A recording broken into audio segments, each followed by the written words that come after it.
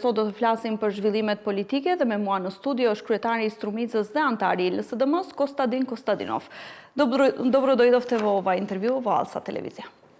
Добро вечер, благодарам на поканата и поздрав до вашите гледачи. Вие малку се тргнавте од екзекутивните одлуки на партијата, бидејќи повеќе сега сте во Струмица, така?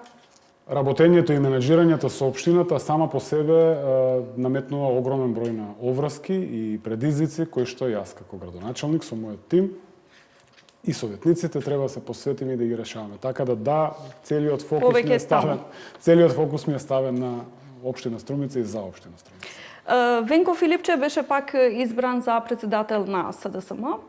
Колку е демократски овој процес, имајќи предвид дека неколку пати поред имаме само еден кандидат за председател на СДСМ? Па добро, ќе го коментираме од неколку аспекти. Прво, еден кандидат, има ли и други партии за председател? Тука и ВМРО ДПМН, и Груевски бил единствен кандидат на избори, и Мицкоски бил. Меѓутоа, вие се гордеете со тоа дека имате по демократски начин за избор на председател. Нема нешто подобро во демократијата од правото на глас, даденото право, дури како граѓани и дополнително, ние како членови на Социјалдемократскиот сојуз на Македонија, е убаво чувството што на непосредни избори имаме можност да излеземе и да гласаме.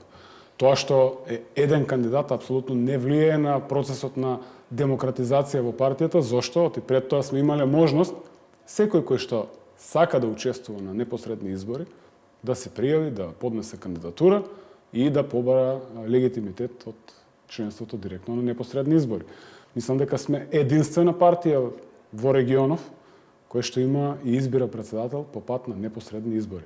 Во таа смисла, единствено што останува на секој еден член на Социјалдемократскиот сојуз, е прво да честите на партијата и секако да честите на председателот Венко Филипче за изборот и за новиот 4-годишен мандат. Има доволно поддршка Филипче внатре во партијата, имајќи предвид дека многу, како да кажам, истакнати бивши функционери веќе се тргна од партијата и не се веќе активни. Има доволно поддршка Филипче? Сметам дека има, а не гледам кој функционер се тргнал од партијата. Сите функционери припаѓаат и се дел од Социјалдемократскиот сојуз на Македонија. Доколку некој од нив смета дека не треба да биде, се знае постапката и протоколот кој е за да не се биде член на партијата, но не гледам такви. Искрено посакувам да владее единството, да владее кохезијата и нормално процесот на консолидација кој што веќе е во полнек во Социјалдемократскиот сојуз на Македонија. Докаде е СДСМ со внатрешното консолидирање на структурите, имајќи предвид дека имаше реизбор на структурите, и дали ќе бидете подготвени за локалните избори? Секоја партија треба да биде во секој момент подготвена за било какви избори, дали се тоа локални, парламентарни, председателски. Впрочем, тоа и се случува во СДСМ. Мандатот и процесот на консолидација е нешто кое што треба во континуитет да трае. Профилно, ако ме прашавте дали јас лично сум задоволен, ќе се согласиме и јас и тие, веројатно и гледачите, дека идеално не постои. Но многу е важно што председателот Венко Филипче веќе има 4-годишен мандат, така да и оние аномалии или избор на одредени кадри кои што повеќето членови сметат дека не треба да бидат, може да го решава и тоа постојано треба да се случува, тоа е жива материја како партија која што процесот трае и ќе продолжи да трае, битно е да се носат одлуки. Се уште немаме конкретни имиња ни од СДСМ, но и од другите партии во врска со кандидатурите за локалните избори. Вие лично да ве прашам, ќе бидете пак кандидат за Струмица? Да, јас ќе бидам кандидат за градоначалник на Струмица. Консолидирано е ова внатре во партијата? Секако очекувам поддршка од партијата после поминати секакви постапки внатре партиски. Дали очекувате некоја друга партија да ве поддржи во Струмица? Дали ќе барате коалиција во врска со поддршката во локалните избори? Во однос на мојата кандидатура? Да. Не, јас прашувам само за Струмица, иако знам дека поддршка од мојата матична партија, тоа е Социјалдемократскиот сојуз на Македонија. Да зборуваме малку за Струмица. После трагедијата во Кочани имаше неколку инспекциски акции во Струмица во врска со тоа дали бизнисите, јавните институции ги исполнуваат условите или не. Дали имаше некој резултат од тие акции, како е состојбата во Струмица во врска со тоа дали се исполнуваат условите да работат според законските прописи? Добро, најнапред морам да кажам дека и пред донесување на вонредните инспекцијски надзори и пред трагедијата во Кочани, за која што изразувам сочувство, денес имаме уште една жртва за жал, со искрени надежи и молба до Бог да сите кои што се лекуваат и кај нас во нашите болници и на страна ни се вратат здрави и живи дома. Имало инспекцијски надзори, има отворен налог секој инспектор да постапува и постапувале. Ние од почетокот на оваа година 2025 до денеска имаме околу 250 направени надзори, но сметам дека сите нас како градоначалници или било какви општествени чинители кои што не има советници, општински администрации, Кочани беше едно сериозно освестување и вклучување на аларм, мислам, посилен аларм од тој од Кочани, не знам и дали постои, не дај Боже никош да ни се случи. Но потребни ни се вонредни инспекцијски надзори, во моментот траат, до сега имаме изречено близу 60. Испишено 60 записници за кои што за дел од нив уште течат роковите за приговори од страна на правни и физички лица. За дел веќе имаме и спремно решение за расчистување со детектираните аномалии или неправилности кои што ги имале правните или физичките лица.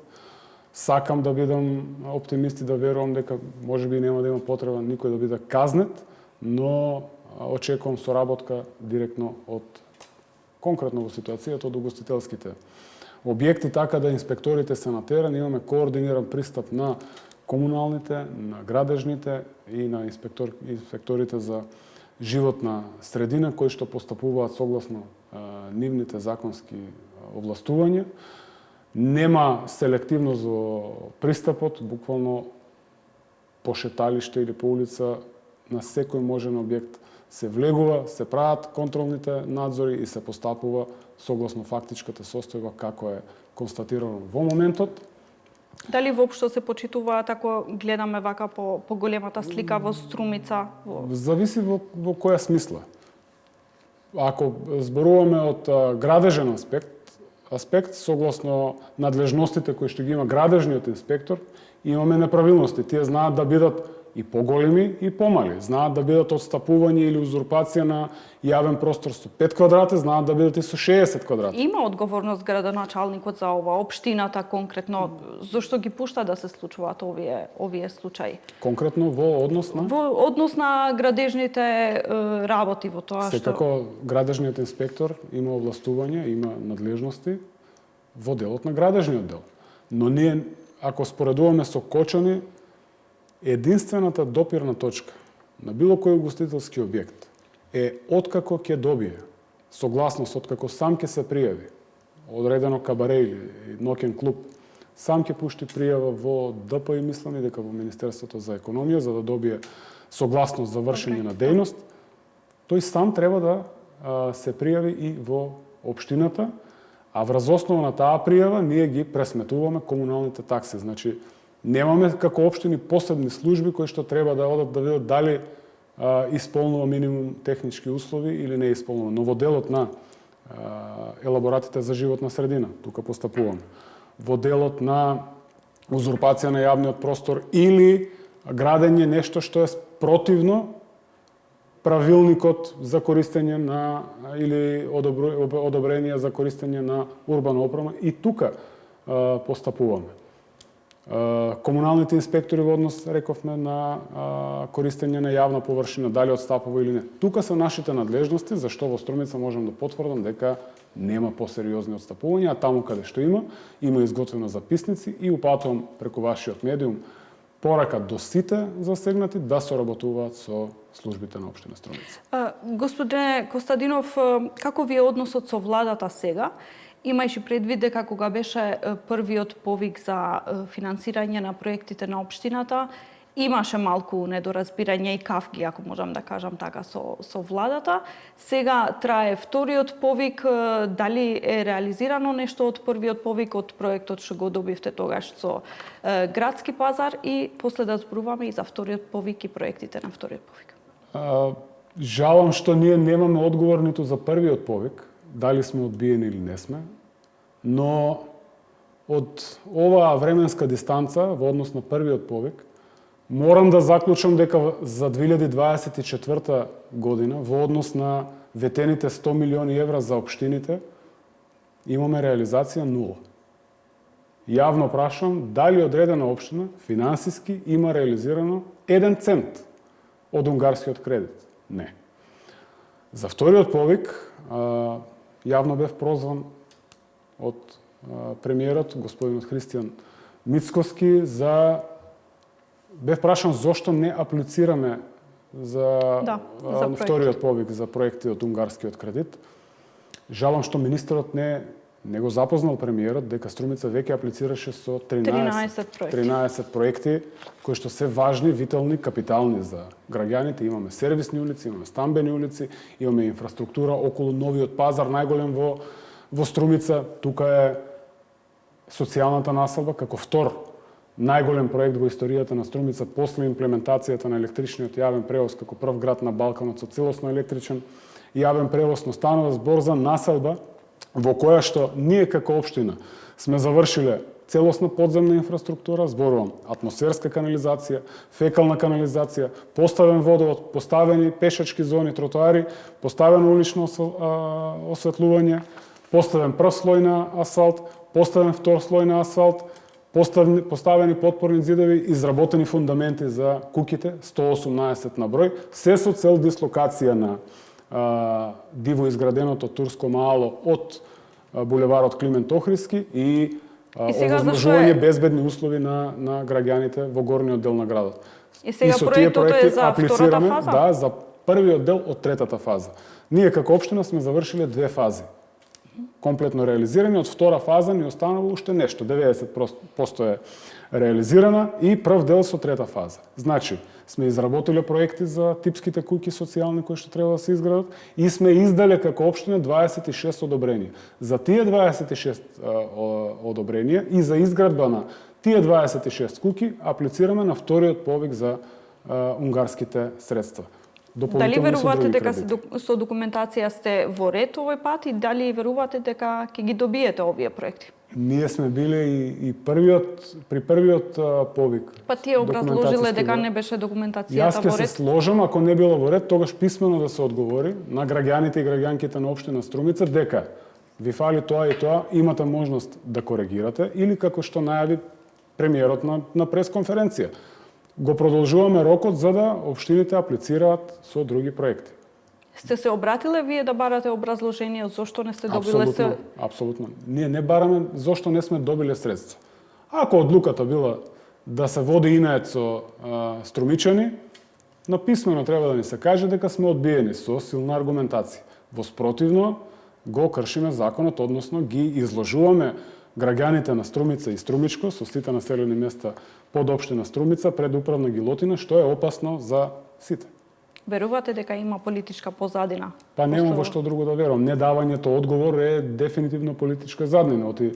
Најмал проблем се унгарските средства. Ако владата решила да не ја поддржува Струмица и да води инает со секоја струмичанка и струмичанец, тогаш навистина не ја разбирам поентата. Ако е целта само заради тоа што Костадинов е од Социјалдемократскиот сојуз на Македонија и таму треба да уништиме се што е поставено на здрава основа, сметам дека е нечесно на граѓаните и навистина се чудам како би излегле пред граѓаните да побараат поддршка за локалните избори, со кое лице. Имаме 69 милиони денари без пресметана законска затезна камата, право поврат на данокот на додадена вредност заради набавката на електричните автобуси. Тие средства, особено за ново јавно предпријатие, кое што има многу благородна дејност, а тоа е подобра поврзаност селата и градот, поевтин транспорт за граѓаните и решавање на проблемот со аерозагадувањето. А фактите говорат дека Струмица во споредба со претходната година за 50% го намалила аерозагадувањето, во најголема мера благодарение и на тие електрични автобуси. Ти да вршиш таква тортура е во најблага форма речено злодело врз граѓаните и водење инает со граѓаните и граѓанките на Струмица. Дополнително имаме донесена одлука во рамки на Совет за земање кредит за обртни средства за јавното претпријатие Струмица газ, се со цел пред грејната сезона минатата година да обезбедиме поевтина цена на природниот газ, затоа што имаме резервирана количина. Одлуката во Министерството за финансии не е помината.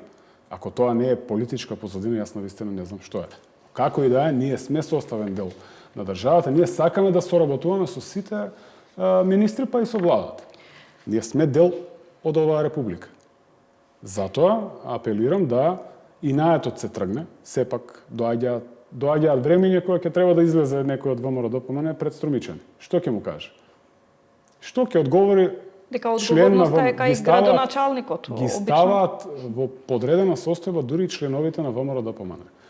Градоначалникот, општината, со сите наши кадри кои што ги имаме многу искусни кадри и во секторот за урбанизам, од раководителката на секторот до целиот нејзин тим.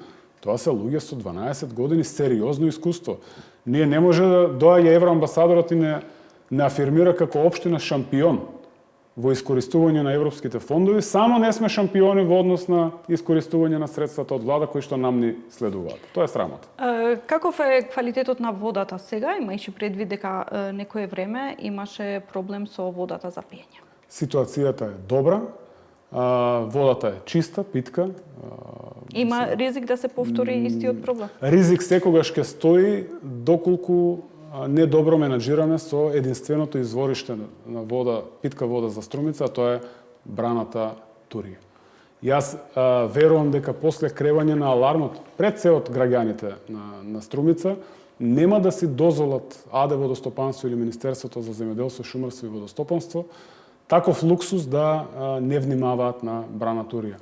Охрабрувам државните инспектори, особено инспекторите за животна средина, да ја посетат брана Турија за да видиме што со градбите, кои што се дел градата, дел можеби изградени по информациите кои што дојдоа до мене, околу брана Турија. Таму мора да биде физички оградена целата брана, заради спречување и превенирање од Значи треба поголем проект, повеќе финанси за тоа да се реализира. Не знам дали требаат финанси за владата да стави ограда околу браната. Мислам дека не е многу. За разлика од тие трошења кои што ги гледаме. Последно прашање, бидејќи немаме повеќе време, како ви е односот со ЗЕЛЦ? Вие пред некое време одлучивте да се тргнате, дали постои можност пак да се вратите во организацијата? Правно формално заради системите на ЗЕЛС, особено во делот на продажба на градежно неизградено земјиште, кој што учествува во основниот буџет со 80% продажбата на земјиште и комуналиите за градба, ние не можеме да излеземе од ЗЕЛС. ЗЕЛС е една асоциација на градоначалници кои што секогаш носела одлуки со единство, со огромно единство. Подигнување на таквиот аларм во ЗЕЛС беше притисок до владата.